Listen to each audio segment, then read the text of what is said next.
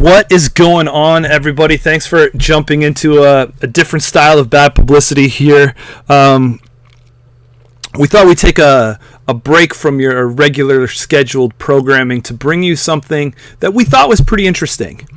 Through our history of bad publicity, we have covered a variety of different games, mostly all under the Fantasy Flight Game House.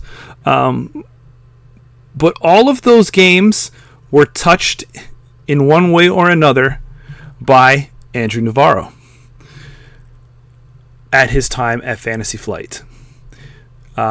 He either oversaw them, he was creative director on a bunch of them, or when they were printing, he just watched them print off. So one way or another, he was there. During his time, then, he went to a different company called Chip Theory Games. I believe it's Theory. You're right.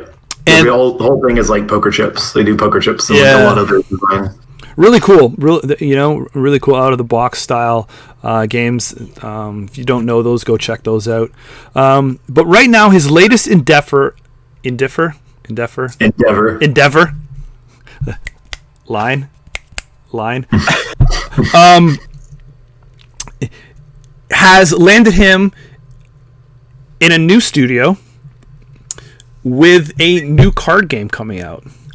This caught our eye, not just because it was Andrew Navarro putting out another card game, but because it looked very interesting, and interesting enough that we decided to kind of do a little conversation about it.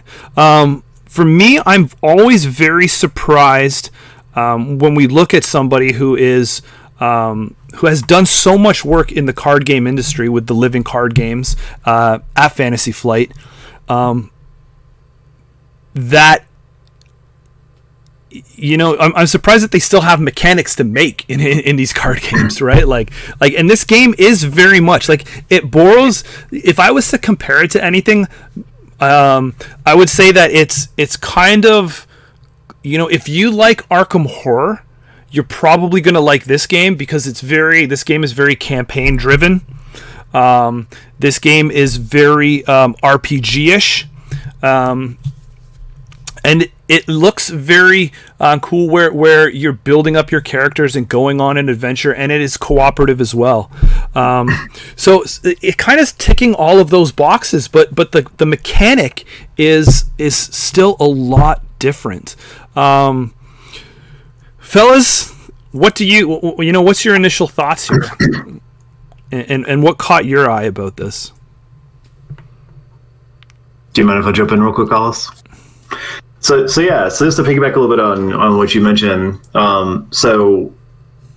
he actually founded this like new company. It's Earthborne Studios or Earthborne Games. And this is like their first launch, their first game. They're doing it, releasing it via Kickstarter.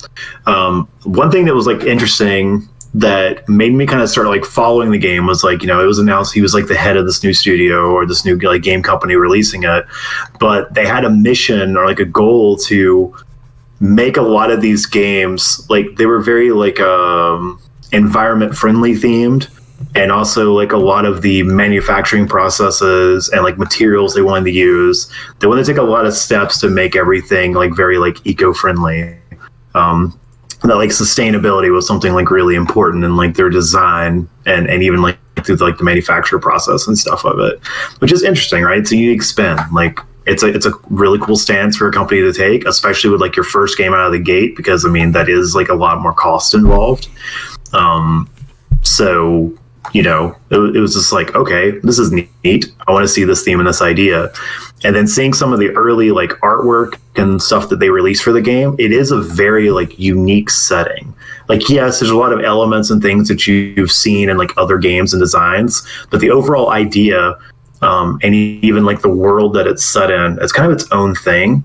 Especially with a quick story or whatever, is that the idea is, I guess, the Earth or the world is in a really bad spot, and a lot of these groups kind of went away in these arcologies to kind of lock themselves away while they set these things in motion between like modified creatures and stuff like that to kind of help rebuild and repair the world. And now they're kind of like coming out and like re-exploring after like the world has been like repaired, like the environment's been set back straight, areas have overgrown, like it's all thriving, and they're trying to go through and kind of uncover stuff as they're exploring this kind of like new, pretty much just a brand new world to them at this point.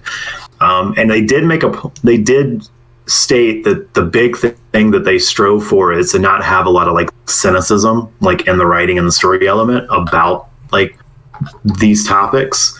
So it's cool. It's just a lot of cool, like neat thing. Like that's the thing for me is it's a really cool, like unique setting in a sense with some new stuff to explore that could make it worth like digging into and finding out. It's not this your generic like fantasy in a sense where it's just like, oh yeah, I've got to go find this magic item or this thing's missing. You've done like hundreds of times in various games implementations. This at least gives you something where like you should, in theory, be able to see a lot of unique places, creatures, types of characters, and all go on top of what Jameson mentioned, some really interesting, like, different style mechanics that they've baked into the game. Sorry, I rambled a bit, but hopefully that all worked. What we're here for. Mm-hmm. Hollis, any intro thoughts for you about this campaign? Well, okay, so here's the thing. I have two big interests when it comes to gaming in my life. Now, the first one is card games. Love card games. For anybody watching that has seen our videos before, right? That's our bread and butter, right? I love card games. And I know both of you do too, but I also love a role-playing game. And to me, like, what's so initially attractive about this is a combo and a half of these things. I love that I get to craft my own deck, right? So that basically the deck is sort of a reflection of really the things I want out of it in a way. And then I love that the game itself allows the game allows itself to flow in a way with an error an air of like randomness. Pulling it like me now. Yeah, like just a little bit of randomness, but it makes that experience every time you play, for the most part, unique, like an RPG, right? Like piggybacking off of something that Corey did say, the ability to know that like maybe a faction exists. And so last game I never saw that faction never came up in the cards, but this time, based on the pathways I've traveled and the cards drawn, now I interact in a very particular way with someone out of a particular faction, which provides a whole new experience in that part of the game as I play it that I may not experience again until X number of plays later. Which then adds to me the other big element of kind of games I enjoy, that strategy element. So now I know that the path kind of deviates, right? And that the game is sort of like trying to create a narrative within it, and I get to do the deck design. The fact that it then asks me to challenge myself to play in a strategic way to overcome obstacles is everything. I mean, like, basically, it is such an enticing, like, work of art, if you will, because of those three things for me, that it seems that interesting. Like, it hits almost every note that I personally care about in gaming, as far as like board games, card games, all that. It's I think you'd have to go out of your way for the most part to not find something more initially attractive from my point of view. If you were going to ask me what I want, I would say, I don't know, make a card game that has RPG elements and make the narrative good and fun. And also, I would like to see if I can min-max it as I play. But of course, that's hard because I need to know a large portion of the available experiences that I only get from playing more. This basically, again, bread and butter for me. So that's what I think initially. Yeah, and that's when I'm looking at games, there's a couple things that I kind of look for, and this is a game for myself, right? Everybody knows that watches on the channel. I've got young kids. I'm usually trying to hit that family weight kind of game, but that's not going to be here this time. So this is a game that I would get from myself and my friends and my peer group.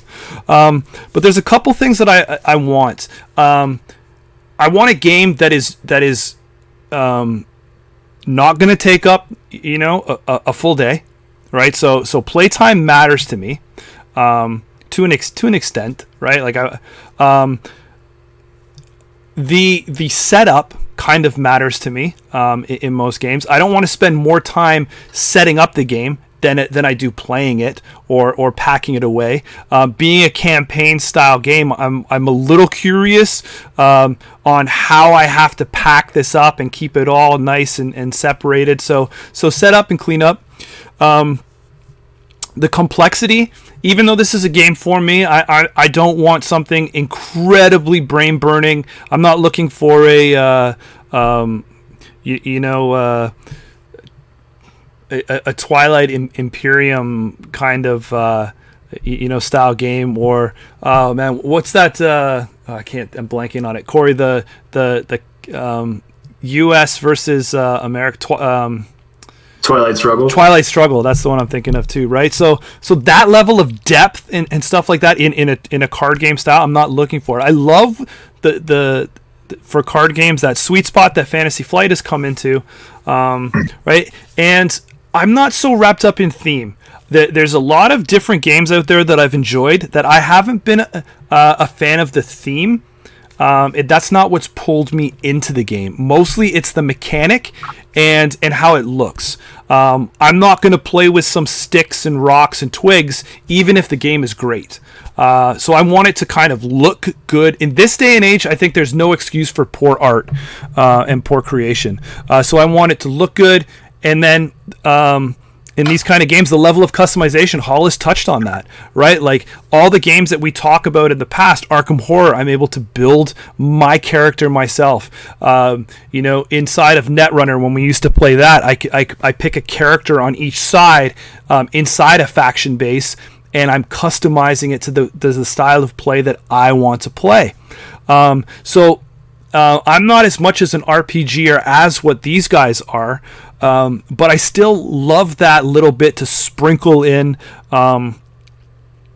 that little bit of narrative where if we're all playing at a table, a good percentage of the time my build is going to be different than what Hollis brings, and is going to be different than what Corey's bringing to the table. So we're all playing something fully different, and I really love that that level of customization. Let's go back to Hollis. Hollis, you said that. What are some of the things that you want in a game when you're about to pick it up, or what interests you in a game? So the primary things that interest me are while I tend to prefer, number one, I like competitive games, but that's actually good. It's actually good I say that because I want to compare that, take that aspect and just compare it to this. In this instance, right? Normally when you think of a competitive game, right, the only thing you're worried about is like the other player in front of across from you, right? Or I guess the group you're playing and you're trying to beat the group. But this provides a different level of competition in some degrees, right? Like any RPG, right? The game is going to sort of present you with more difficult paths and difficult obstacles to overcome. And so to some degree, I'm the competitive player, which, I mean, let's be honest, I'm the most competitive. That's not true. But I'm just saying, I even if it's challenging just myself, right, to beat the game, that to me is worthy of the challenge. Cool. I think that if I had to pick like a particular singular thing that is the most important, man, it really has to be, I guess, the narrative and the RPG elements. I like that is so attractive to me. When I think about Netrunner, for example, it's the IP. It's not just that it's a card game, right? Like would I play the card game if it was like maybe a different theme? Yeah, I would. But I enjoy it a heck of a lot more because of the cyber noir theme that comes with it, right? And they also package that narrative with the game. So it wasn't just, I've got this great competitive card game. It's, wait, but I kind of dig what's happening in the world. I kind of like the plot behind Caprice Nice and like the fact that there's this shadowy sort of like, corporation system and so on and so forth. So knowing that this game provides that as like a new kind of element, so attractive. Yeah. Corey, what about yourself? And then we'll dive into actually looking at some of the features of the campaign here. Sure. So there's two like cool things that I think really caught my attention and really like drive me, especially towards like cooperative style games. One is like customization options. Like So you guys have mentioned like Arkham Horror is like a good example, and a lot of Arkham Horror design, right, is like I pick the style investigator. So like here's like my class, and then I can kind of customize my deck based around that. I have some special things I can do with the investigator's skill, but mostly like I'm a class and I build into that. Well, for those who haven't had a chance to look into like Earthborne Rangers, and this is where like Made Hollits draw like the RPG elements a lot from it. When you build your deck, you actually make a series of I think like 4 to 5 choices. And those choices each give you different customization options when crafting your deck. So like you'll pick like your values, then you have a number of backgrounds, and the background you pick lets you look through some cards and put some cards in your deck, then your specialty, then your personality, and then you're even allowed to go in and like pull a card out of all the other cards you didn't choose to maybe pull in what they refer to as like an outside interest. You just kind of like pull that in. So you get so much options to really craft and create like a unique character, which is what your deck represents. That is just awesome. And it seems like it really allows you to have like your creativity shine through and do some really neat, like unique things based on like your party and your group, and to get that like identity that the deck is supposed to represent. Pretty sweet. And then the last little thing is like, you know, what am I doing? What is the game letting me do while I'm playing it? You know, what kind of sets it different than just like your regular co-op games. Okay. And so they have like kind of that general thing where like you'll have like a mission in a sense or something you're trying to do, and you're all working together to solve it and do it. But what's really cool about this game that really caught my attention is like an RPG you're playing on your computer or, you know, on your console or anything like that, you can side quest it up all day long. The game doesn't feel like it railroads you to being like, this is the only thing you can do. Like it's actually open enough to where you're like, hey, I want to travel. Let's go check out this location. I want to see what's going on. Or you find some person and there's cool things where you can talk and discover, and you could be like, yeah, it's cool, guys. You go find this like missing girl and all, but I think this person knows something really neat. I'm going to keep talking and like working with them and go down that pathway. It's just, it really feels like an interestingly designed open world and a living world that you're playing and you're exploring and you're uncovering stuff in. And this is like an impression just from like the small demo I've played with that they have available on Tabletop Simulator. And the link is on their Kickstarter for those who want to check it out. And then like reading and like watching other impressions and stuff like that. That's makes me want to dig deeper into it. See, it's interesting that you go down that road, and to me that's a negative. And it's very very weird from my reasoning behind it, but I really have very very bad fear of missing out, and I have a very bad you know, I want to play, like, that's why I really liked Arkham, where you crack open the pack and then you make some decisions, and then that's the decisions that you make, and at the end you're either going to complete the scenario or something else is going to happen, right? But this one here, like once we start having all of this stuff, like games like Seventh Continent and Gloomhaven and all of these things that you can do and stuff, right? Like I'd rather have more of a Descent kind of open world concept where, well, maybe you can go this way on the map or you can go this way. At the end, we're still trying to get here. I don't know what's behind here. I don't know what's behind here. But now I'm like, oh, like I just wanted to play a mission tonight, and now, you know, now we gotta, now this guy came up and said, hey, do you want to go over here? And it's like playing like Cyberpunk or like Red Dead or something like that. You're like, oh, now I got, what's gonna happen? I gotta go get this bag of apples or kill this person from this other town. Now I gotta go all the way over there because what if? Right? Like, what if he gives me like the best item in the game and I pass it up, or part of me is like, well, I paid for the game, I might as well get the full experience. So now I got to go over here and do this, right? So I struggle with that, man. And like I say, sometimes I just like that, pop it up, bang out, like let's do it, pop it up, bang out. Not like, hey guys, we're still on mission 1, but we've got all 7 side quests. Yeah. Right, so let's jump in, and I'm going to bring this Kickstarter up, and we can walk through some of this adventures here. So here we're looking at the Earthborne Rangers game. Obviously, there's 5 days left. So we are in the final countdown. Nope, we got no budget to put that song in. This 3,162 backers. That's really good. I really think that they're going to pick up steam in this final one and probably finish with a good $500,000. So it was very great for a first Kickstarter.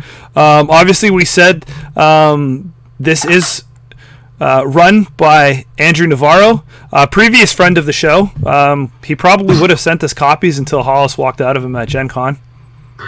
Yeah, man, he had to get to that tree dungeon. I almost forgot that happened. You're right. I had to go. I had to leave. Yeah, and then he lost our number forever. So that's right. It's cool, man. He was like, I don't have time for these pranksters over here, these amateurs. It's amateurs. Andrew, if you're watching, come back to us.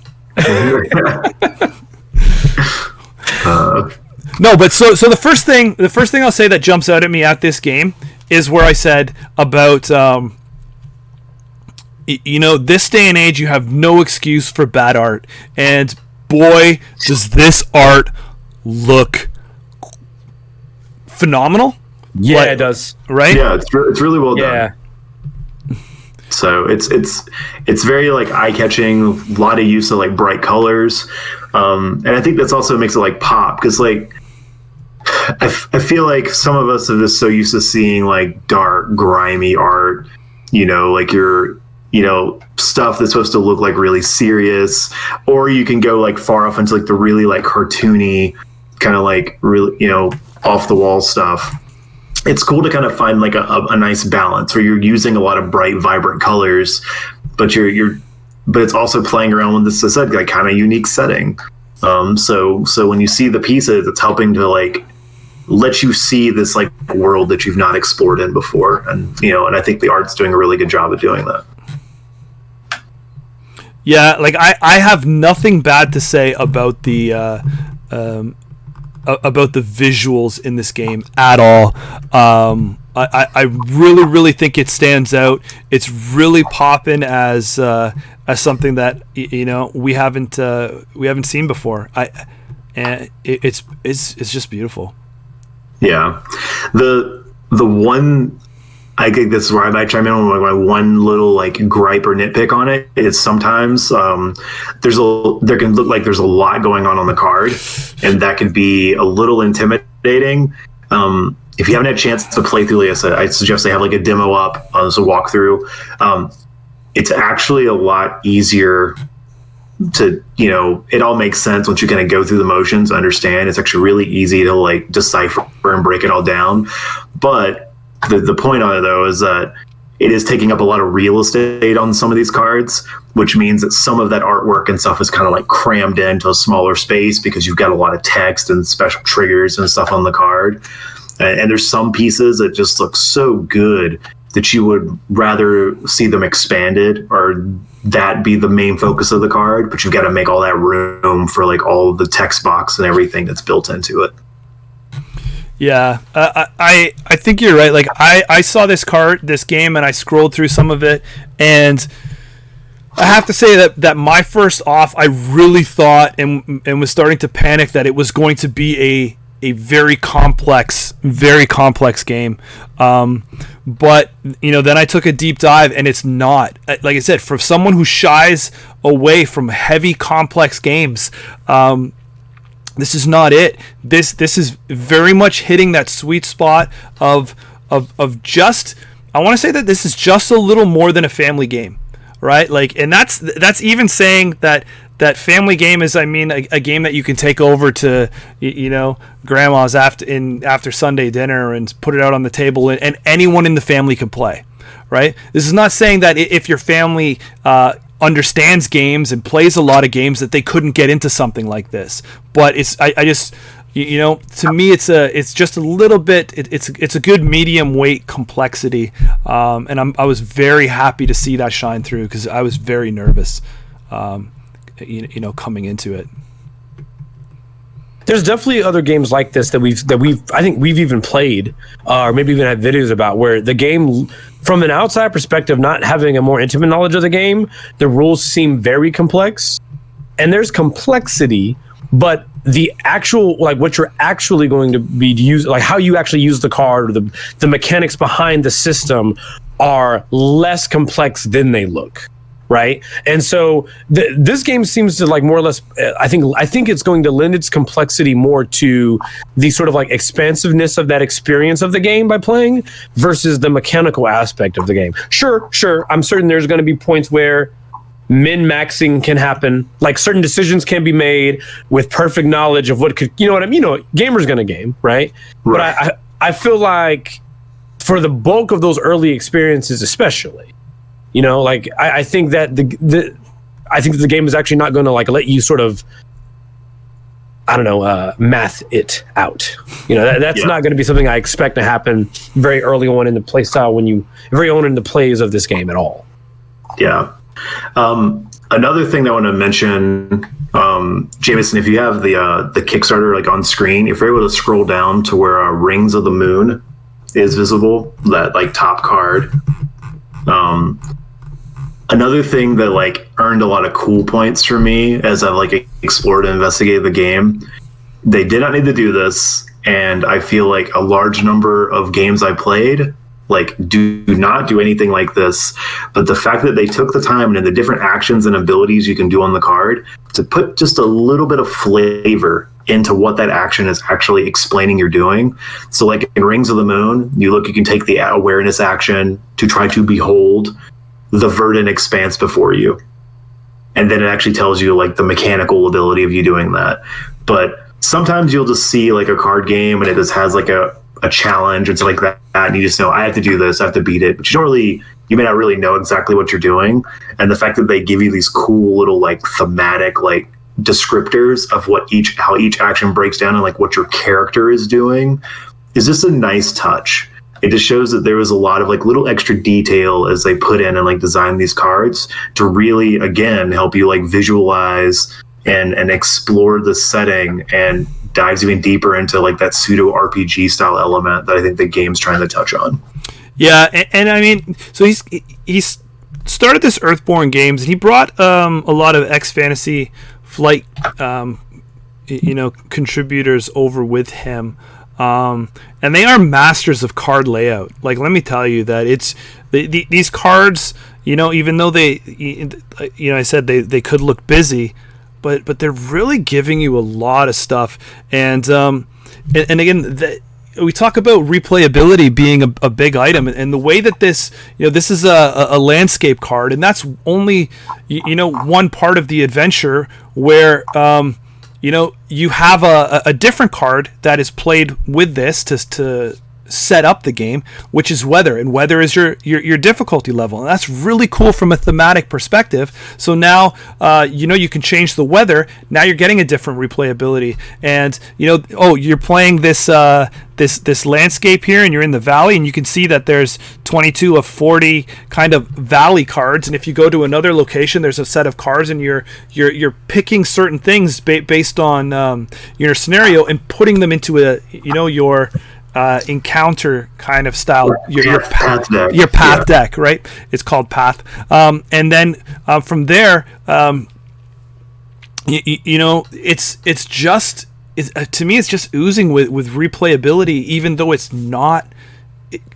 You're not seeing it right away. So I really thought that was super cool. Again, so. With Rings of the Moon up here, another cool feature I like is where we talk about these card games. We don't really want to get into how to play, so we're kind of picking and choosing, and choosing what we want. But it's really cool how this game does their skill checks, right? So you get a certain base stat. Here we're looking at your awareness, so you'll take your awareness, and then this little symbol here, this behold, will be on certain cards in your hand, and then you add that into it, right? So you may have a 2 awareness. I'm going to add another behold, So you're at 3, and this is the value here. This 3 is saying that's the value of the skill check. Then you'll turn up a challenge card, and it will have 4 boxes on it for each of the different kind of traits. And you'll look at the green because it's an awareness check, and it will have a modifier like a minus, a 0, or plus, and you'll see if you either pass or failed this test. And to me, again, that's something that we haven't seen. And these, like I said, this is coming from a company that has pumped out, like 7 or 8 different living card games, right? So I love the fact that they keep, someone who's been in the industry this long is still innovating, and this feels unique. But wait, there's more. Yeah. Not only does that challenge card give you like the stat to tell you whether you pass or fail, but there's also a symbol on the bottom of each challenge card. So when you flip it, you resolve the challenge, find out whether you succeeded or failed, and it had its means effect. You'll then look for that symbol kind of starting at the top of the board and working your way through everything, and everything that has an icon with that symbol on it will tell you kind of how the world reacts, how the world shifts and adjusts to give you that feeling of you acting in like a living environment, right? Things are going on. I have the stick buck up, right? So they can see, like, so you see the sun, the mountains, and then I'm not sure what like a phoenix, a bird, or something like that. Yeah. So you'll look at the symbol on the bottom of your challenge card to resolved it, and then every card you have with a matching symbol will have like an ability, and you just kind of go in order, kind of like top down, left to right, based on its location in the world, and like resolve these actions of how things like go on. And again, as Jameson said, this isn't like we're not going to teach you the entirety of the rules, but a cool thing about those challenges and stuff too is every hero has like a stat, and for each of those stats you have on your 4 aspects, you get effectively like a chip in that stat. And this is like a resource you can only spend like so much per round, and that's kind of how it shows you like how many actions and things you can do, and those chips let you like take actions and do challenges, plus those chips pay for kind of like card effects and permanent things. You gotta spread them around the different cards in your deck. And so you can maybe like really good and have like a 3 stat in something, let you do more stuff with that, but you'll also end up with like a stat that's a 1, which means like, if I take this challenge, probably all I'm gonna get to do. So you have kind of like that balance of working with your teammates and finding out who can lend help to what, or how much you want to put towards something because you can't do something later. It's just, it gives you so much freedom. Super cool. Yeah. One other mechanic that I kind of want to touch on simply is as a player, you have 4 areas to manage, which and this is really, really cool for me, because what you have is you have obviously your hand of cards, you have a draw pile, you have a discard pile, and now you have a fatigue pile. Fatigue is when your ranger kind of does certain things, or they have to spend extra energy to maybe pass certain tests. It's a little tougher that day to get through. You have to take top cards of your deck and you fatigue them out. All right, and the game is working and putting you on a clock for your deck, right? So you don't want to ever be out of cards, but there are ways then later on to get cards back from your fatigue deck. So they're not discarded; they're just kind of off to the side, manipulating that that clock that is put on your draw. So I thought that's really kind of cool, really kind of ties in with the world and the thematic and how you spend these or how you take fatigue, was just really well thought out. Anything there, fellas? Yeah, I'll jump in. And the cool thing on the game is, so the fatigue cards you're not allowed to look at. So while you may know like the contents of your deck, you don't know what cards end up in the fatigue pile. So you're trying to play and think like, hopefully this card I'm trying to search or find isn't in there. But a neat thing the game's trying to do is you play like a series of turns within a round.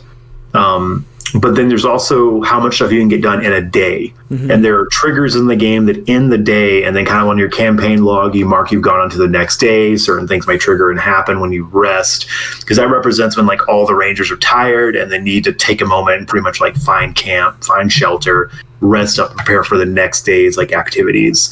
And when your deck runs out, in a sense, for one of the rangers, due to fatigue and drawing up your cards, that's one of the triggers that causes the day to end, and the party has to stop and rest up and get ready to go on.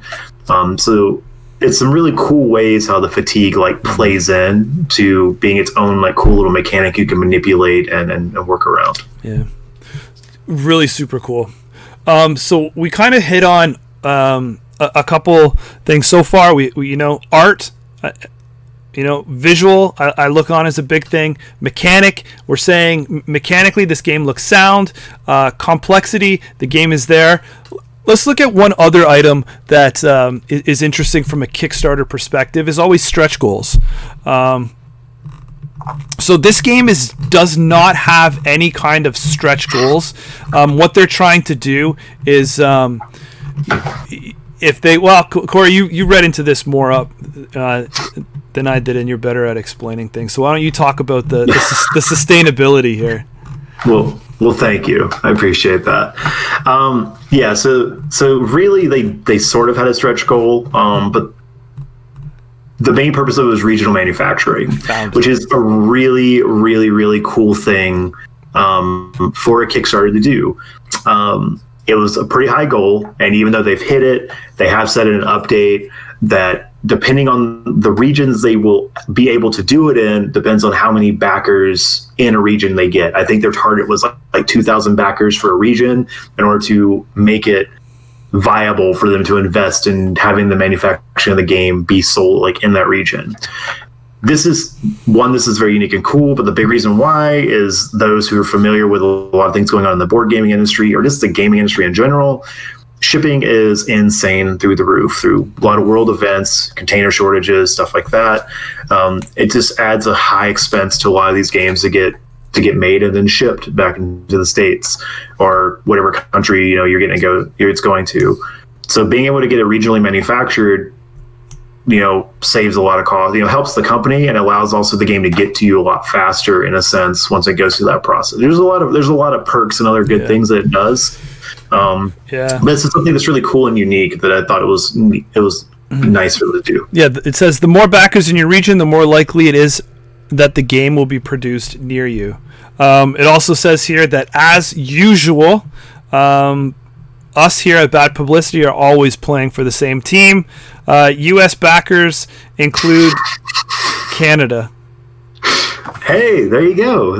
Yeah, see, and we're just grouped all in there. Let's look at the community tab for a second and see what's going on here. The United States has 1,655 backers. That's cool. They are the highest. Canada is 173. So 1, 2, 3. We're fourth. We're helping push those American numbers up. Appreciate it. London, the United Kingdom has 65. Minneapolis, bow. Little shout out right there, hidden in the hat. 53 backers. They're number 2. No Canadian cities are ranked in the top cities of backers, but to each his own. Right? Hey man, there's a lot of Canada. Right? I know. There's a lot of Canada. 162 new backers. All right, so from that perspective, let's look into what you're getting from pledge levels. Actually, just to wrap that up, it's very interesting. It's very interesting. I don't know if. We'll talk about it later. So sustainability, Earthborne game seems to be go green, right? Go green. That's their theme. So here we go. Let's look at what you get. Okay. Now we have talked very positively. I think it's great to have that you don't have your stretch goals, or your stretch goals are out there, or just to come out and say this is what it is.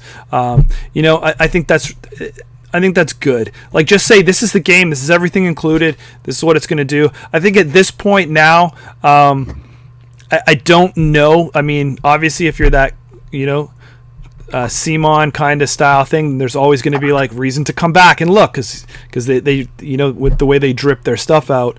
But I think most games now should just say, this is what we're going to do. If you have stretch goals, if you hit certain marks, just put them, all the one, keep it simple. So that's fine. All positives. This to me is where we get into the negatives now. for me, for your friendly neighbor up north. Okay. Nope. Yeah. Ooh. So have you looked through all the pledge options, Hollis? Yeah. So where it's basically $5 to just say, hey, here I am. Yeah. And then after that, it's basically buy the game for one person or buy the game for two people. Yeah. Right? Like that's Hollis, yeah. So what we're looking here is the core set. This is going to stand out, boys. This is going to sting. Now, this to you says $80 for a core set. Now, this is where the FFG gotcha comes in, right? Because your core set has enough for you to play. And up to two people. It should fully cover two players to be able to choose their cards and not have it. So, but if you're going to play with a group of 3 to 4, they have an option of an add-on you should get, or there's another version of this pledge you probably want to invest in. So this one here gets you 70 tokens, 1 rule book, 1 campaign book, $20 off MSRP. And includes a full playset of approximately 500 cards. So 500 cards, $80. Now for me, just to put you in where this stings me, I mean, it's probably the same kind of style. Like you guys may be looking at that and saying $80 for 500 cards, like holy smokes. But this says underneath, it's right now it's about 101 Canadian dollars. 101 for the base game. Now do I like it enough? Right now I'm thinking, right? But let's move on. Okay, and let's explain some stuff here. So inside of that $80 core set, it says you get 250 Ranger cards, 175 Valley cards. So those are your those will be a mix of your encounters and different things there. 40 unique landscape cards, which are the locations that you're at. These are your challenge cards, your 24 card challenge deck. These are your tokens. They look like pretty good standard FFG style. Good. They look like they're good. Punch out thickness. You have your campaign guide. And here's included divider cards and storage solution. The box holds all the contents offered during the Kickstarter campaign, sleeved or no. So it goes with some cool dividers, a little tray there for your tokens, and all good. So I will say I am incredibly, incredibly happy that they confirm that the storage solution can store sleeved cards. Yeah, of course. Nothing makes me more angry in the world than getting a board game, opening it up. Oh, that's a really cool insert they have included in the board game. Sleeves cards. Cool. This insert doesn't fit sleeve cards. Throwaway insert, cards rolling around inside the box. Furious screams to the sky.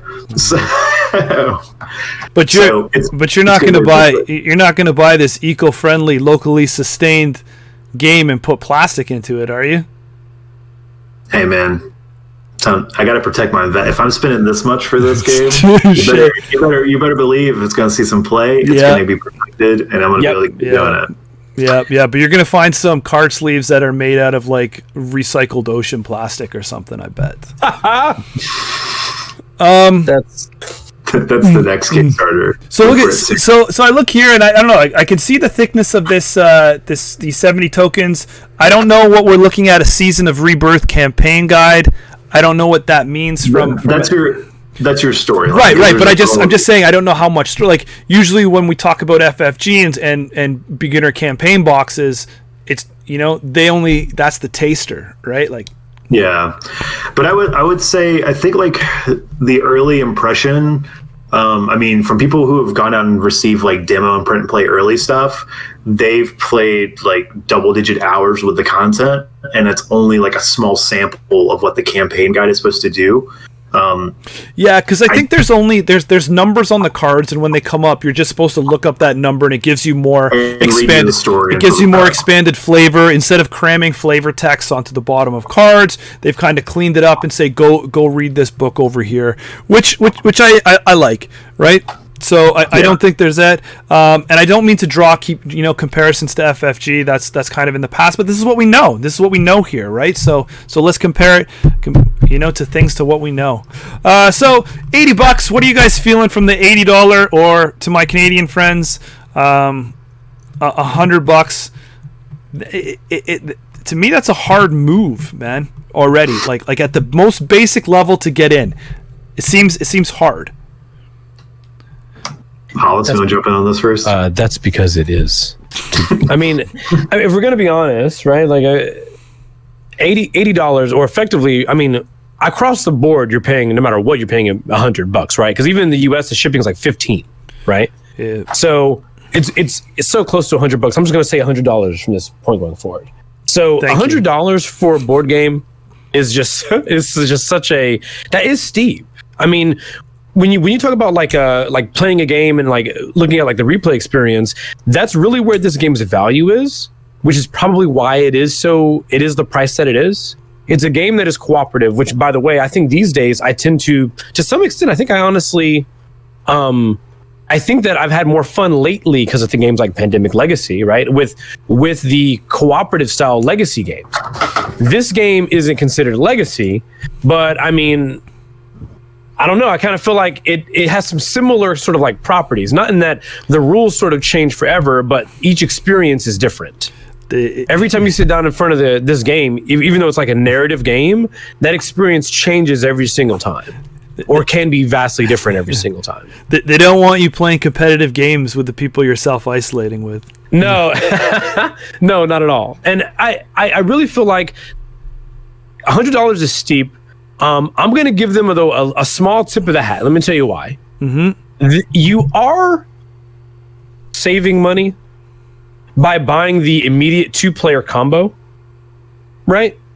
So if you can rally up, a couple friends, heck, us, right? Where it's like, hey, maybe we all want to jump in on this. You might be able to kind of find like a point where, you can buy 2, if there's 4 of us, you can find, hey, let's buy 2x of the double. Well, that's the best price point we're going to get for a game like this to make it a maximum 4-player experience.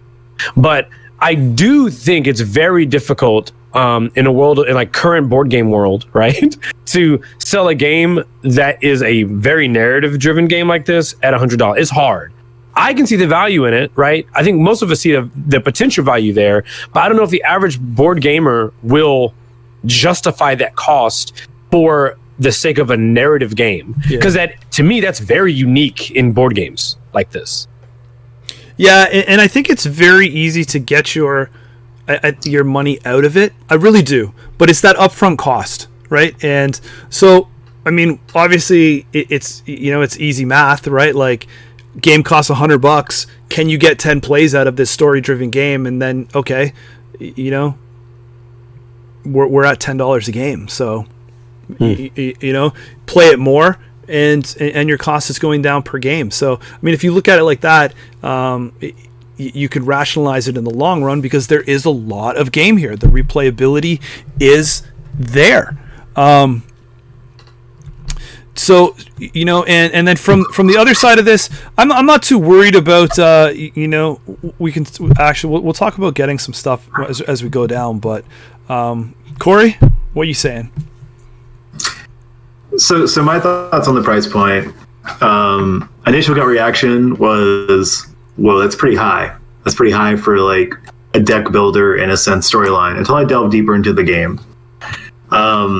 So yes, that can be a high initial investment, especially if you go with like the next like all-in pledge where you're hitting like 150. Spoiler, we haven't got there yet. I know, sorry, but I mean, this idea, it can be a high price point, but there's some things to consider, right? Of like, why is the price the way it is? Why? So, I mean, you got to think of like printing costs, shipping costs. Then you've got to think of like all the artist commission costs. This is a brand new studio with their very first game. They have staff they need to pay. They want to have something that can be like a sustainable product because that they can put out and make enough money on to keep the studio up and running and then open up for future projects, whether it's like new content for this game, which hopefully that's what, the plan is to see like future like storylines, let your character do more. Amazing. Plus they have a lot of environmental initiatives with the materials they're doing with the game, from like recycled paper to minimal like packaging, boxing, all that stuff's made of recycled, components. That is a little bit more expensive. So there's a lot of things like looking into that goes to the price point, and I think they have to hit it at a certain number to where they are making enough off each game, again, to keep the doors open. Hey, right? Nobody's gonna sit here, man, and look you in the face and saying being green is easy. Not even Kermit the Frog, right? But it's expensive as hell, man. Like, right? Like, right? Dude, and I think though, I think it all comes down to is who who's caring about that piece, right? Like, right. So do I want to go out today and help, and be green and go out and buy a Tesla, or do I want to buy 2 Kias, right? Like, it's not cheap to save the planet. It's not. Yeah. Right? It's a lot of upfront costs that pays out later on, right? So I see all of the reasons that you're saying is right on point, and I do think that they are doing stuff. There is a lot of work. This is not just a mechanic, and I mean this will also go though. I'm gonna probably. I wish we could take those Valley cards and really flip through them and see more of a spread of. Is each one or am I going to get 5 of those, bucks, right? Am I going to get 10 cats, right? That, so how much different varieties in the enemies? So, if it's like that, but I mean, to pay the artwork, to pay all that stuff, the work that went in on the game design itself initially, people got to eat. I understand that, right? Yeah. I just think going this ambitious with the sustainably green stuff, putting things at a higher price point, that as the first out the gate game. But if that's what the company itself is going to stand for, right? Earthbound, then good for them, because if they can line this up now, because like you said, Corey, shipping, like this could be the new norm, right? Like for games coming in. Right, and if you can make them closer, then you're getting them closer, right? Sure, we can pay $50 for this game, and it'll come. We can tell you it's going to come next year, but then with shipping delays and everything, because we have to get it from overseas, we're not doing it locally. It's not made in America. Then maybe it comes 2 years from now. It comes in a cargo ship after COVID or something, right? And when the world writes. So I feel you, man, on that. And I would say too, like a lot of people, they have different ways to justify their board game expenditure, right? Some of us are on a budget, we have budgets, how much we can spend, or when we invest in a game, like how many plays we expect to get out of it. I'm sure there's a lot of us who have spent like $50 on a board game and maybe played it once, maybe twice, and then it's gone on the shelf and we've never touched it, or we've traded it or something like that.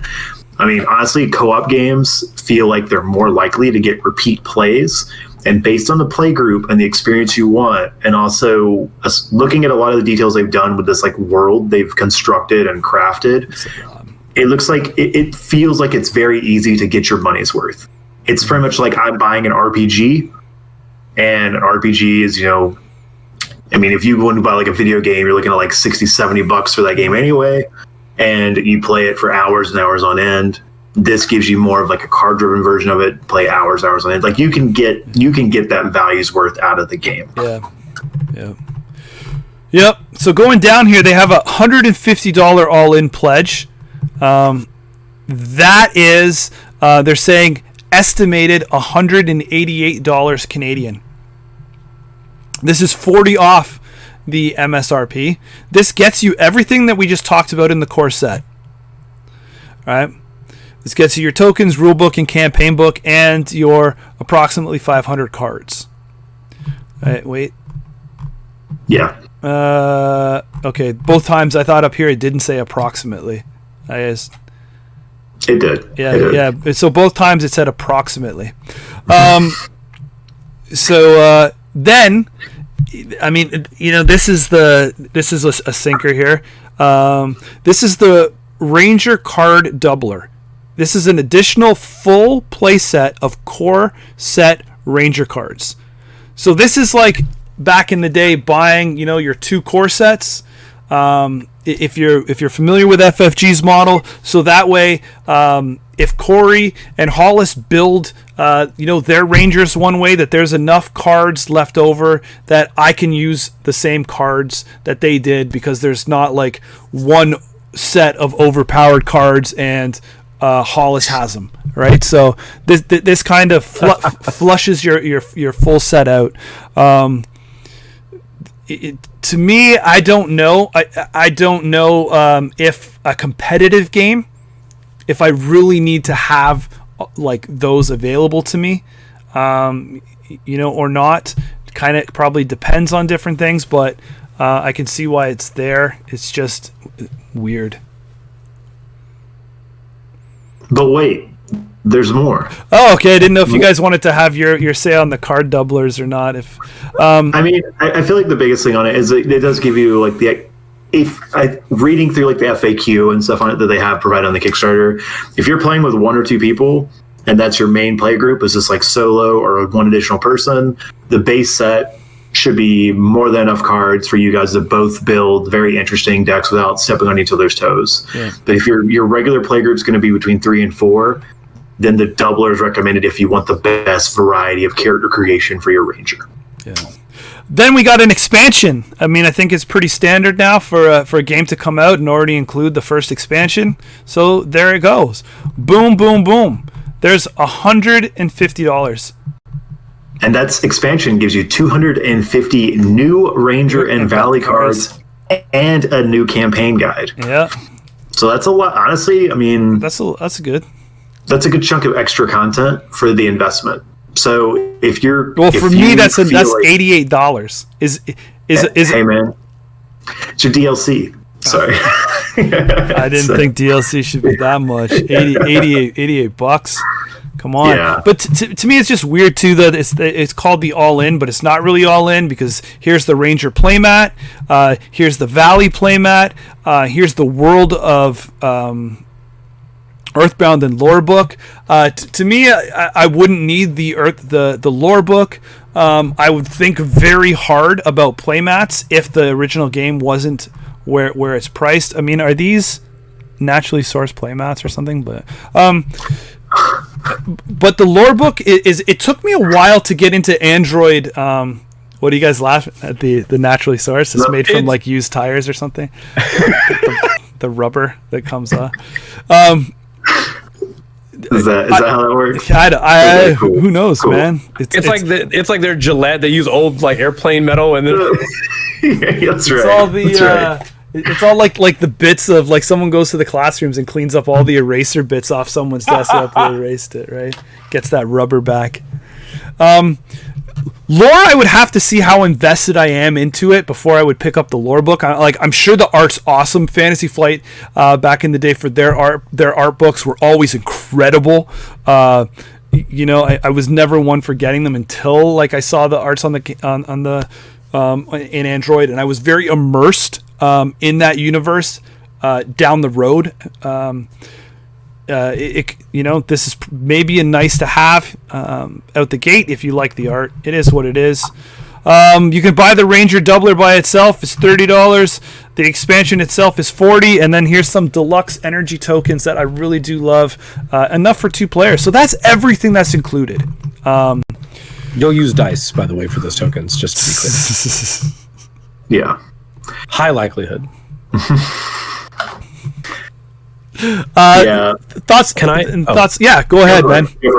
Well, so sorry. So what's funny is I actually love add-ons.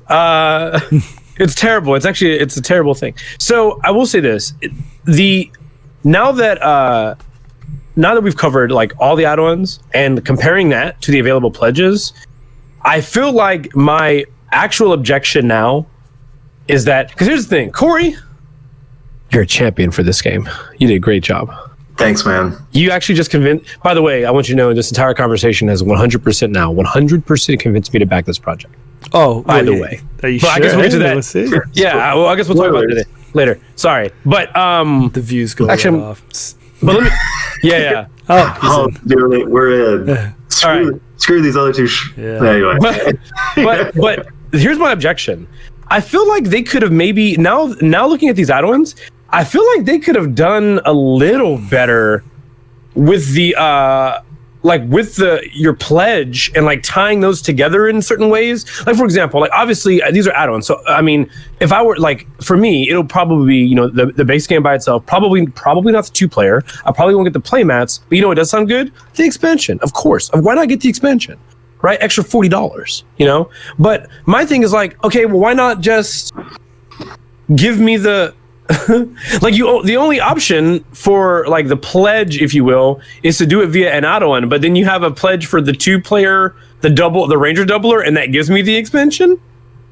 So you'll bake the expansion. Yeah, like so you'll bake the expansion into like the 2-player one, but like, hey, just go ahead and bake it into the other one. I feel like I want to go back for 1 second because I've been looking at comments and stuff. I want to add some things to maybe one topic ago. Number one, sure. Someone in the comment section, or maybe I don't know this because I haven't seen it. Someone in the comment section asked if there would be a print to play demo. But now what they've done is they've very graciously provided you the ability to play the game or try it out through Tabletop Simulator, which is awesome, right? Straight up just gives a player the ability to check out the game before it's ever released. Or if we're gonna be honest, in some cases, likely later, probably just lets you play the game, period. That's very nice of them to provide that to people because they're saying, hey, we want you to invest in us if you believe in the game, if you love it. Yeah. And I give them major props for that. Mm-hmm. And one thing just to add real quick on that, they did state too that the scenario you get in the TTS isn't like exactly pulled from the content. Gotcha. So it's like light spoilers, but there's no like major thing you're going to uncover, and the actual way that plays into the story will probably be different in the full game. Yeah, that's nice. So really don't cool. feel like if you play it, you're ruining anything for you in the storyline or anything like that. So. That's awesome. I mean, I always like I love this newer. It's not a new wave now, but it's been definitely not. It's mostly digital now. That's really kind of like excels at this. Mostly is giving you the ability to play the game before you commit to the purchase. Yeah. So at the very least, you get a base understanding of being like, hey, I think this is entertaining enough that I would like to play it again with all the bells and whistles that come with it. So, thumbs up there. But I do kind of think that there could be a little bit more work or effort put into, I say effort, that's not fair, but basically a better division, if you will, of like how these pledges work out. Like, yeah, you can just add it as an add-on, but I guess I'm thinking about like, man, if I really wanted to eat the value, get the value in this game by investing, some of this, it is sort of like awkwardly placed when I see like there's 2 separate playmats, but like the playmats are optional. And then you have the art book that's also optional. If I know that the shipping is primarily based on how many people back it, then what does that mean about the production of those other items then? Like, how does that, like, so you only produce enough art books based on the number of purchases? Or? Yeah, they'll probably do some extras for maybe some like retail promos or something. I don't know. Yeah. Yeah, but I agree with you. This is where like the cost thing can get a little out of control in some sense, because let's say hypothetically you're a person who's going to buy this for your game group and you want to give the best possible experience to your players, to your group, to experience this game. So you being that cool person, you've gone to, of course, the all-in pledge. You get all the content and you get the doubler to take care of your, let's say, 3-person player group. Like so. Okay, so bam, I spent $150 American. Sorry, Jameson, you can do the math on how this converts later. I just said 150. It says 188. Yeah, so I'm 150 in. Well, I gotta get everyone a playmat because I can't just buy one for myself because that looks kind of like jerkish. So $30 a pop per playmat. I'm another $90 in. Well, I've got our individual playmats. I've also got to get the Valley playmat. So it's another $40 on top. So in playmats alone, I have spent $130 on playmats. Well, I bought these play mats. We're going to play on a nice surface. Might as well make my tokens look good. Another $30, but wait, these tokens are only enough for 2 players, which means I've got to spend another $30 for the set of tokens to cover the third person. So you can see how this can like really add up if you're trying to cover everyone with all the fancy toys. And again, these are luxury purchases. They are not needed for the game to function. But what I would have liked to see, if maybe some sort of like bulk buy discount, like if I went in and got all 4 play mats, then maybe the cost of the play mats had like a reduction, and I could say get 4 for 80 or 4 for 90 or something like that. Like I feel like an option like that could have been possible. I don't know what the costs on these are through them and where they're getting them. So there's a lot of like numbers and stuff that I'm not aware of. But that's like, I think my biggest gripe with the costs, like the upfront costs on the product, I'm cool with, because I kind of understand a lot of the stuff behind, but all the add-ons, like not having any like multi, pack type thing I could get, makes those like a little intimidating, and where like your cost and investment in this project can get a little out of control if you're having to add all of these different things on to cover everyone in your play group and you're not splitting it, right? So with that said, so here, if you have fast forwarded it all the way, I'll make some kind of arm movement to draw your attention while your YouTube's going through. You can stop here, right? My final and closing thoughts, unless, and I have been known to jump into, because you guys raise very good closing thoughts, and then I usually say a little more. That's why I like to go first, because I get all this stupid stuff out the way. So for me, right? So my 2 things. I want to play this game so bad. So very bad. I feel like this is really hitting a good spot for me. And everything that it's sitting in, I think it's checking a lot of boxes for me, but sadly, I'm probably not going to be able to back it. And here's why. And then, so first off, it's with great, sadness, whatever we want to call it, again, because I feel like I'm going to be missing out on a great game. They talk about money off MSRP. I don't know if this is going to come to stores, or if so, what content. Because I really feel, if you look at where they're at right now, like how much stock, Corey, would you feel that you don't have to answer, I just hypothetically throw this out. How much stock do you do you guys think to print a game and ship it globally and to get it into distribution stores and distribution channels, what's a print run of a game? Because I feel it's got to be at least 1,000. It's usually there's a lot of I'm just saying bare minimum. I don't have time to break everything down. We'll do that on a different show. Right. But when they're saying that we need 2,000 backers, we need to make 2,000 games in a region to be able to do our stretch goal. Well, if you need 2,000, shouldn't the United States been like, well, we only need 1,000 because then we're going to cover the other 1,000, because with what you guys are backing and with what we are putting, we put it together and we have our Kickstarter run, and now I've also included my distribution channel run. So I don't know if this game's going to come right to your regular store. So I definitely feel like I'm going to miss out.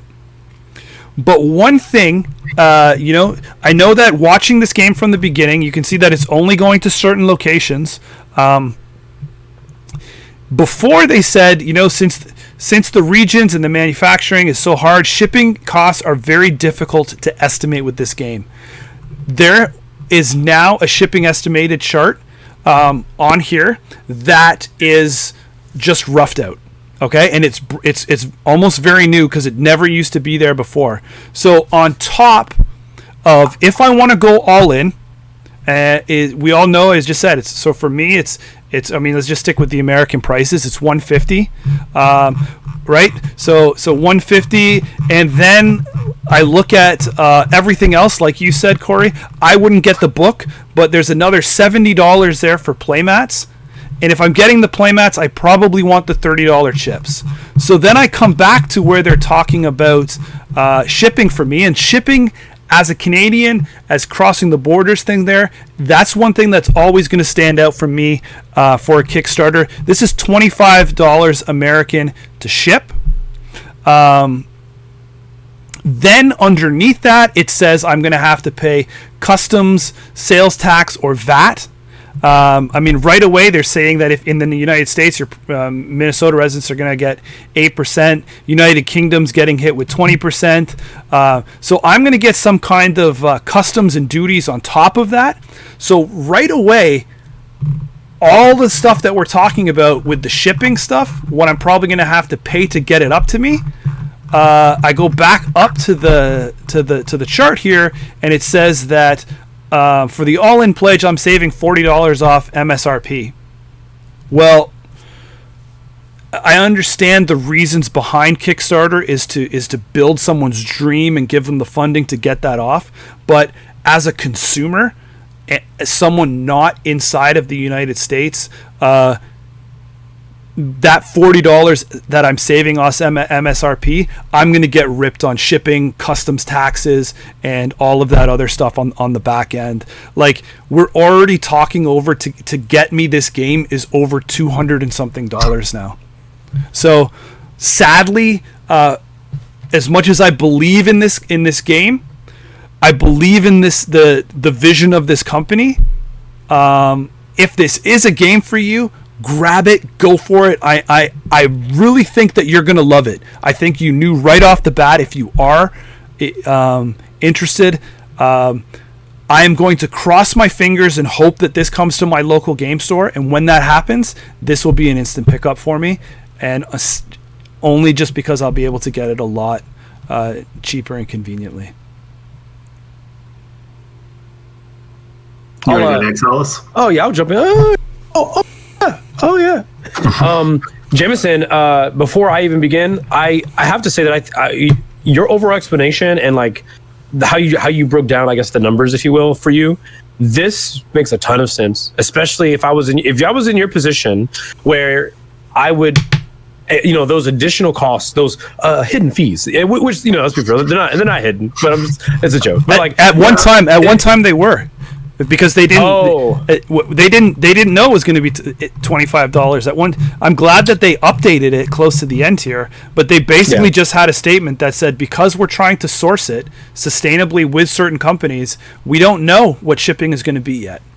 Yeah, and to be fair too, these are only estimates. Yep. I mean, it's really difficult, and they're not in all fairness to them and everyone across the board, this is an incredibly difficult thing for them to project and do, because the pricing is insane and has fluctuated so much over the past few months. Got it. And I will also add, if you caught on this too, the shipping calculator does not include extra for your add-ons. So in Jameson, in your example, when you added on your other stuff, it also would drive the shipping cost up a little bit higher. Damn. Okay. Back to Hollis. Sorry.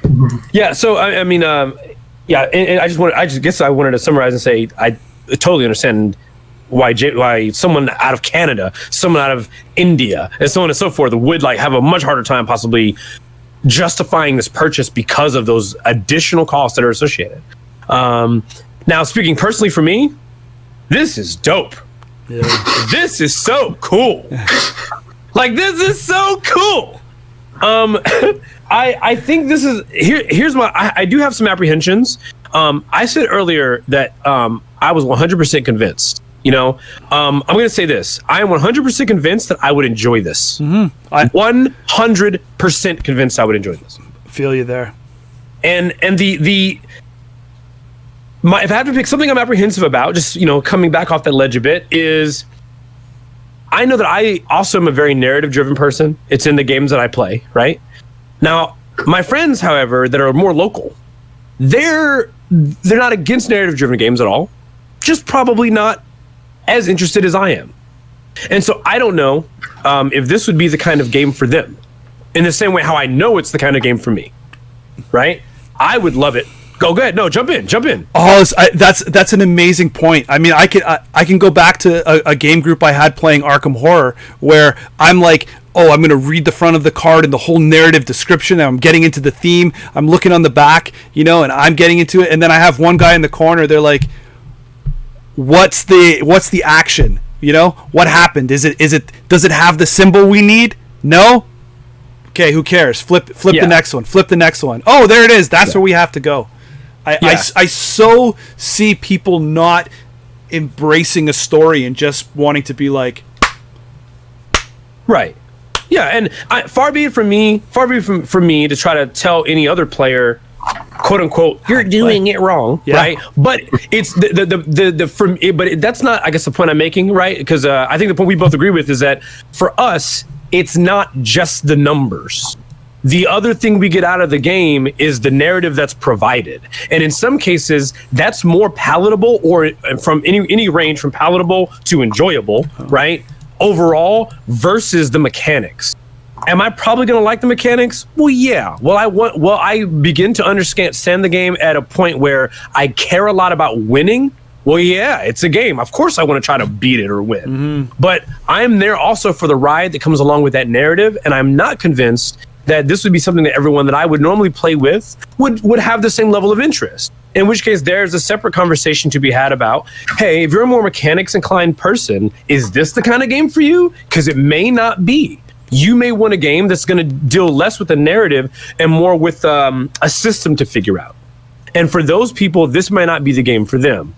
The single saving grace that I'm going to cap on to the end of it for me about this is that given my initial interest, given the explanation from Corey, given the obvious, detractor that Jameson has to deal with, the single capstone for me that sells it is that it's potentially single player or has a single player element. Man, I forgot to say that part too, and that's great. They shot it right at the top and said, you can either play this solo 1 to 4. Yeah, and that's such a huge selling point. Like it's one thing already to provide me with the game that maybe I can show my friends, show to my friends and say, do you like this? You think this is cool? Are you kind of like this more narrative driven like story person? You might really dig this. It's got some cool mechanics, neat ideas, cool playmats. You can sell it that way, but then go, hey, guess what? Am I not available, or do you just not have people to play with? It's a little pricey, but how about a narrative board game experience? You need no one. Go to your room, go to your kitchen table, set it up, pour yourself a drink, right? Or a cup of coffee, some water, put your headphones on, maybe some nice forest ambiance. And fit the get the whole aesthetic down, and then play a board game by yourself. Be like, okay, hold on 1 second. I'm choosing to explore. Oh man, do I want extra potions in my potion belt? I don't know. That's a cool idea. Hollis. Oh man, you're so full. That's what you always drop great points. You have no excuse to not get this off the shelf. Right? You don't, right? Because you're not waiting for someone to play. It's not competitive. Nope. It's not a cooperative game where you need more people. It plays perfectly solo. One caveat to one thing I'm saying is that it just says here, I read it wrong. There is 2 separate taxes that are related to the shipping of your rewards and add-ons and stuff like that. Whether we meet all our regional manufacturing stretch goals or not, we will cover the expenses of the first one, which is the customs and duties, but they will not be covering the sales tax or VAT that is added on. So that alleviates it a bit. Doesn't really help me out tons there, but at least it's when you order something, half the time is when it comes to your door in Canada and they're like, oh, duty wasn't covered, and the guy's sitting there like, you have to swipe your credit card before he gives you your package. Great points on the single player, Hollis. I think that one is an overlooked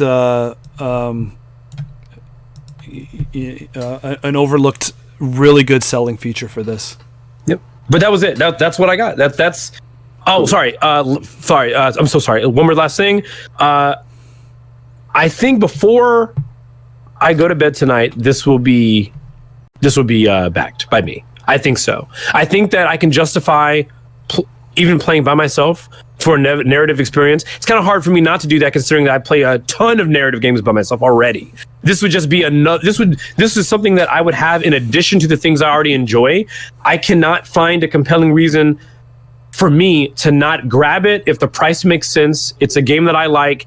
I can play by myself and enjoy it, not feeling with no FOMO or whatever, and then still introduce it to people that I live near as a new experience. Maybe they buy it, maybe they don't, but I don't have to do anything extra to provide that experience to them for them to check it out.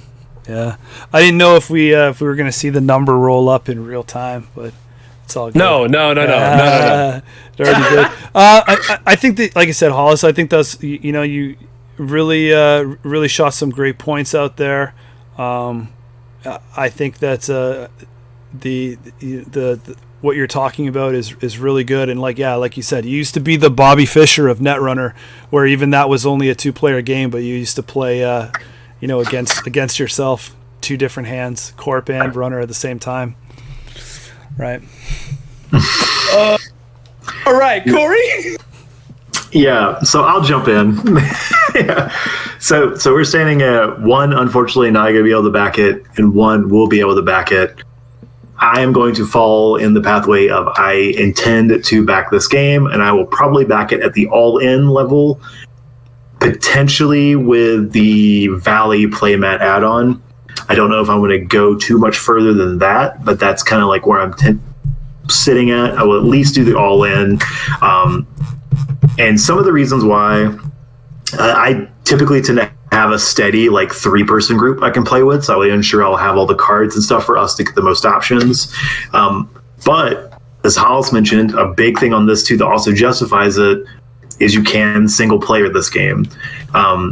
During the heyday of lockdown, I played a lot of Marvel Champions solo and then other board games solo, and I grew to really enjoy that feature in board gaming, and I think it's something you're going to see, kind of as a staple going forward for a lot of your bigger investment games to help justify that cost. And so that's cool. That's a really nice thing that I can get that extra play out of it. And another thing that's cool about that as well is they say in the game is you don't really win or lose on this game. It just adjusts how you uncover the story. So, and every play is kind of different in the way things develop and show up. So it also means that I can kind of play my own game by myself and then play a game with a group, or hot drop in and out, and it's not really spoiling a lot of stuff for me. I'm able to explore it in different ways, so it gives me a lot to different directions and angles to experience the game as I customize and play different characters and try different stuff. That's cool. That's neat. I dig it, and I think there's enough depth here that I can justify the cost and get a lot of play out of it. I do want to jump back to something Jameson said. Hey, bud, I wouldn't worry. I feel really confident that since this is already going to fund and it's already going to be produced, that you will be able to get this game through regular distribution and you will be able to buy it. As a person who works through stuff like this, you would be really surprised the games that do get distribution. And if those games can do it, I assure you, Earthborne Rangers will be able to get through a distro channel and find a way to get to your home so you can play it if you have to miss out on the Kickstarter. I didn't want to feel like the only way that it was crossing the border was in Santa's sleigh. Yeah, no, you're good. You're good. Corey, yeah. I think that you're making a great pledge choice. I think probably that middle Valley playmat's probably the one to go with. You don't want to basically get the Valley playmat, get yourself a Ranger mat, invite me and Hollis over to your house to play, and then we get no Ranger playmats, right? So, I know you guys are playing on the table. Yeah. Who are we? But at least why don't we even come over here? At least if we are playing on the table, our cards will be encased in Nestle water bottles, right? So but just like that. Right? But it is interesting though. Like I said, the choice for playmats. I do think, again, now that you're thinking about, or said it before, and I'm looking at it, maybe that should have been a way to get better multiple playmats. Like, I obviously don't need 2 Valley playmats, but it would have been nice as a 2-player game to, if I'm playing with somebody and the game supports 2 people, maybe 2 playmats for the $30 would have been great. Yeah. Oh, cool. So it looks like as overall, looks like the majority of us intend to play this game. Well, I mean, I still think it's good. I still think it's great. I think it's a great Kickstarter. I think it's a great. I think it's a great first out the box for this company. I think they got a lot of wins. They're definitely going to be one to watch. And again, it's their first kick at the can. As the world grows and other things come in, maybe the next time they kickstart this, you'll be able to get the core set plus the new expansion, right? Like, you pay a little extra then, but they're more, their channels are built up, their stuff's there. We'll be able to pick it up at stores. The other games coming from them, definitely one to watch out for. I really like what they're doing here.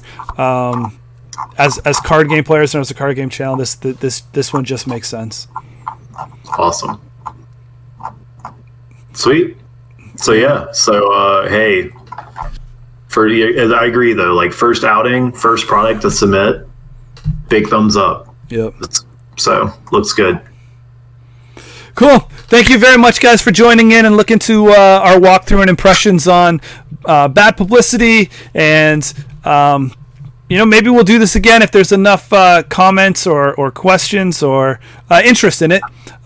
We obviously enjoyed, giving our thoughts on the Kickstarter. We can have more follow-up when this finally comes through later on down the road. We can see if those impressions lived up. If you do back this, go into the Kickstarter and write in the comment section, I backed this because of Bad Publicity.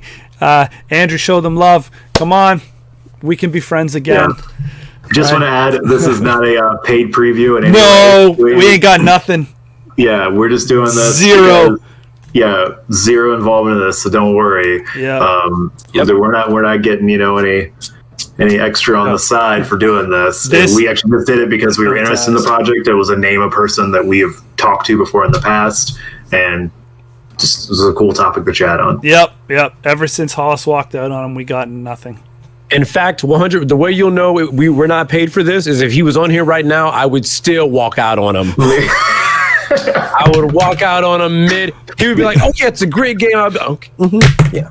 I just got to get up. I got a true dungeons about this story. I've got to go. Yeah. Oh yeah, that's right. That's Gen Con. No, all fun and games, guys. We really appreciate it. We really love the company. We love what they're doing. We definitely approve it. 2 thumbs up, cool. I guess, from all of us here. Just watch out for your shipping costs. That's all I gotta say. That's right. Cool. If you live in America, this is a no-brainer. Back it. See you all. Thank you. Yeah. You guys have a good one. Have a good night.